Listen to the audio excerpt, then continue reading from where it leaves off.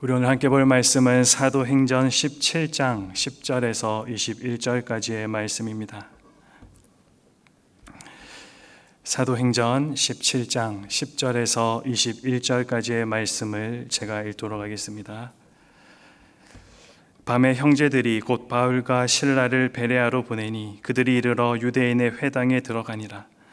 베레아에 있는 사람들은 데살로니가에 있는 사람들보다 더 너그러워서 간절한 마음으로 말씀을 받고 이것이 그러한가 하여 날마다 성경을 상고하므로 그 중에 믿는 사람이 많고 또 헬라의 기브인가 남자가 적지 아니하나 데살로니가에 있는 유대인들은 바울이 하나님의 말씀을 베레아에서도 전하는 줄을 알고 거기도 가서 무리를 움직여 소동하게 하거늘 형제들이 곧 바울을 내보내어 바다까지 가게 하되 실라와 디모데는 아직 거기 머물더라. 바울을 인도하는 사람들이 그를 데리고 아덴까지 이르러 그에게서 실라와 디모데를 자기에게로 속히 오게 하라는 명령을 받고 떠나니라. 바울이 아덴에서 그들을 기다리다가 그 성에 우상이 가득한 것을 보고 마음에 격분하여 회당에서는 유대인과 경건한 사람들과 또 장터에서는 날마다 만나는 사람들과 변론하니 어떤 에피쿠로스와 스토아 철학자들도 바울과 쟁론할세 어떤 사람은 이르되 이 말쟁이가 무슨 말을 하고자 하느냐 하고 어떤 사람은 이르되 이방 신들을 전하는 사람인가 보다 하니 이는 바울이 예수와 부활을 전하기 때문이라라. 그를 붙들어 아레오박으로 가며 말하기를 내가 말하는 이 새로운 가르침이 무엇인지 우리가 알 수 있겠느냐.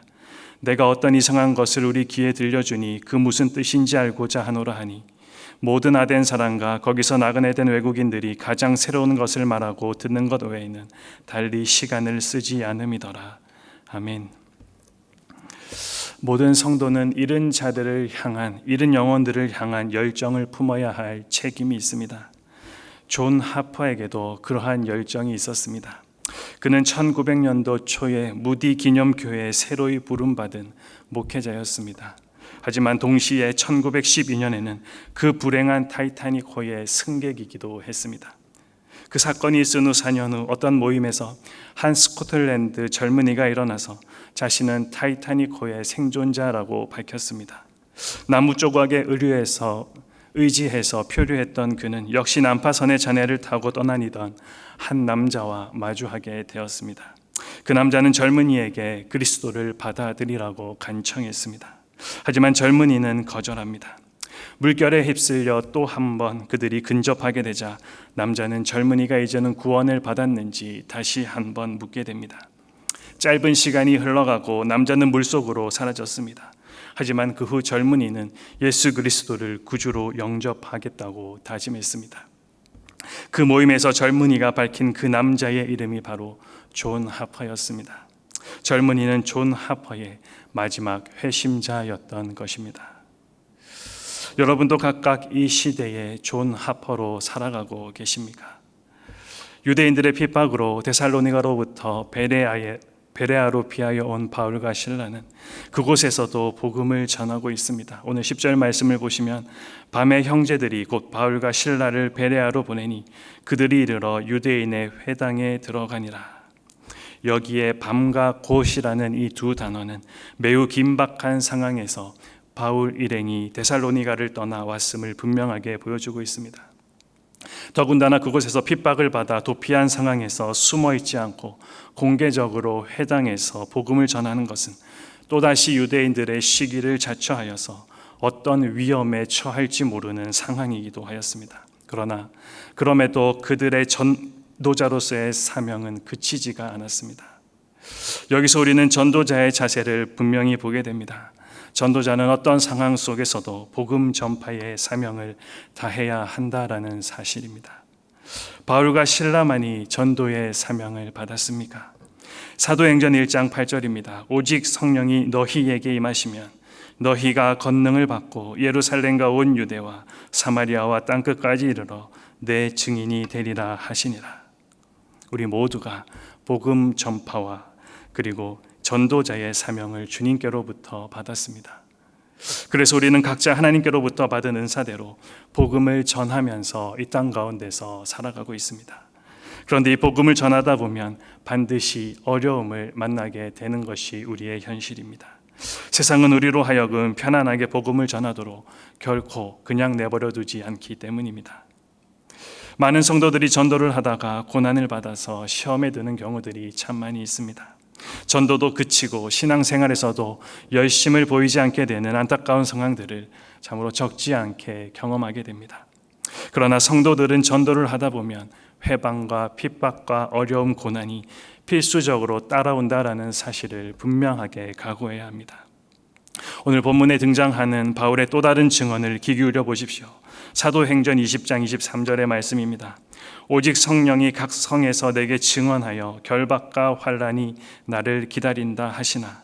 이어지는 24절에 내가 달려갈 길과 주 예수께 받은 사명 곧 하나님의 은혜의 복음을 증언하는 일을 마치려 하면은 나의 생명조차 조금도 귀한 것으로 여기지 아니하노라. 아멘. 어떤 일을 당하고 어떤 처지에 있든 정말로 바울이 흔들리지 않고 복음 전파의 일에 열심을 낼 수 있었던 이유입니다. 저와 여러분이 복음을 듣고 그리스도를 영접하게 되었던 것도 믿음의 선진들이 정말로 목숨을 걸고 이 복음을 우리들에게 전했기 때문입니다. 그 모습을 기억하고 되새기며 저와 여러분도 우리와 다른 이들의 후손들에게 영생의 복음을 남겨주는 아름다운 상속자들이 되어보시지 않겠습니까? 이 일들을 잘 감당하기 위해 우리가 준비해야 할 일들이 있습니다. 그중 중요한 원리 하나가 오늘 본문에서 소개되고 있습니다. 이어지는 11절 말씀을 보시면 베레아에 있는 사람들은 그리고 하반절에 이것이 그러한가 하여 날마다 성경을 상고함으로, 여기에 흥미로운 장면 하나가 등장하고 있습니다. 베레아 사람들이 날마다 성경을 상고했다라는 것입니다. 상고하다라는 이 말은 본래 자세하게 골라내다, 채를 쳐서 가려내다라는 그 뜻을 지닌 단어입니다. 농부가 채를 가지고 껍데기와 알곡을 계속해서 가려내듯 바울 일행이 전한 그 복음의 내용을 뒷받침하는 성경의 내용을 그들이 가려냈다라는 사실입니다. 그리하여 자신들이 믿은 복음의 흔적을 구약 성경에서 찾아내 검증하게 됩니다. 그 결과 바울이 전한 십자가의 진리가 진정한 하나님의 복음 진리임을 그들은 확신하게 되었던 것입니다. 똑같이 복음을 전했으나 데살로니가 유대인들은 거부했고 베레아 유대인들은 간절하고 신중한 마음으로 이 복음을 받게 되었던 것입니다. 이 장면이 무엇을 보여주고 있습니까? 우리의 믿음과 그리고 신앙의 근거를 철저히 성경 하나님의 말씀에 두어야 한다는 분명한 사실입니다. 이것이 너무나도 당연한 이야기 같지만 어떤 사람은 신비한 체험에만 의존하기도 합니다. 또 어떤 사람은 자기의 생각과 경험만을 의지하기도 합니다. 오늘 보면 13절에 한 유대인 무리가 등장하고 있습니다. 바로 데살로니가의 유대인들입니다. 그들은 80km나 떨어져 있던 베레아까지 와서 바울의 전도 사역을 계속해서 방해하는 일에 열심을 내고 있습니다. 이들이 이렇게까지 회방을 했던 이유는 단순히 시기심 때문만이 아니었습니다. 그들 나름대로의 신앙의 이유가 있었습니다.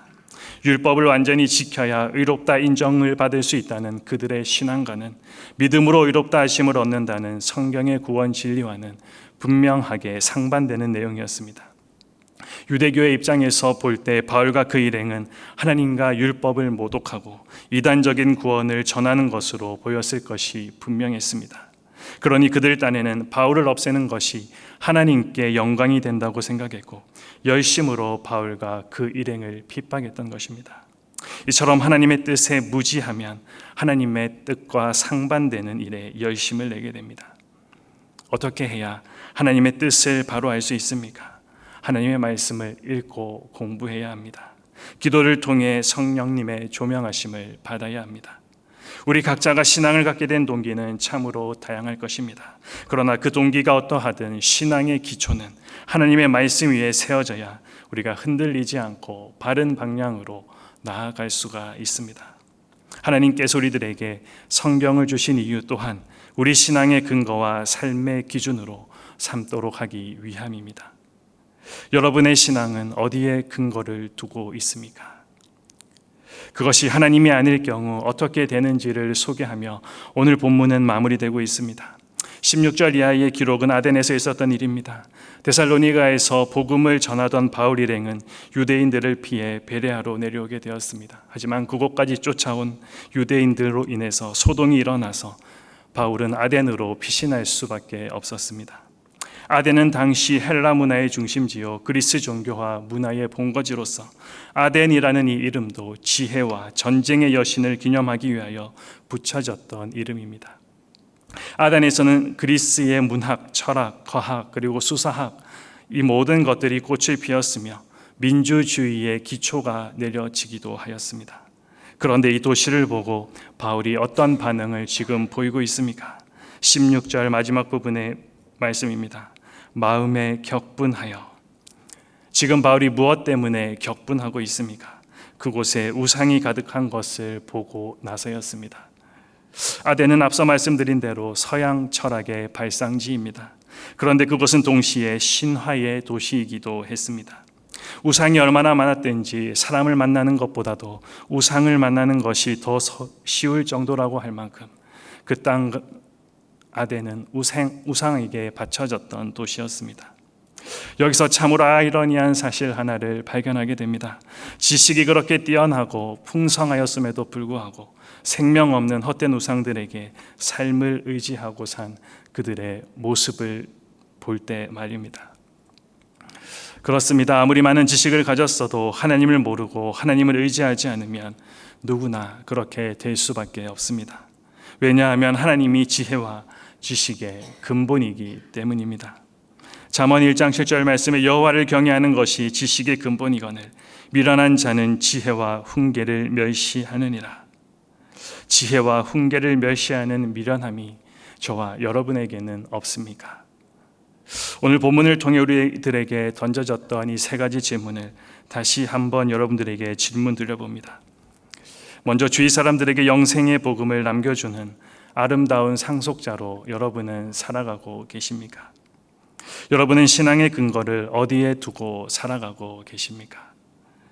여호와를 경외하는 지혜로운 자, 그 지혜로운 자로 우리들에게 은혜를 주셨는데 그 지혜와 훈계를 멸시하는 미련한 자로 이 땅을 살아가고 있지는 않으십니까? 이 아침 기도의 시간에 이 질문들에 답해가며 부족하고 연약한 부분들을 주께 내려놓고 도우심을 구하십시오. 오늘 이 시대에 우리를 하나님의 자녀로 불러주신 분명한 이유와 목적이 있습니다. 우리에게 주어진 이 하루도 하나님의 말씀을 따라 존 하퍼와 같이 그리고 바울과 같이 사명자의 삶을 살아가게 되시기를 소망합니다.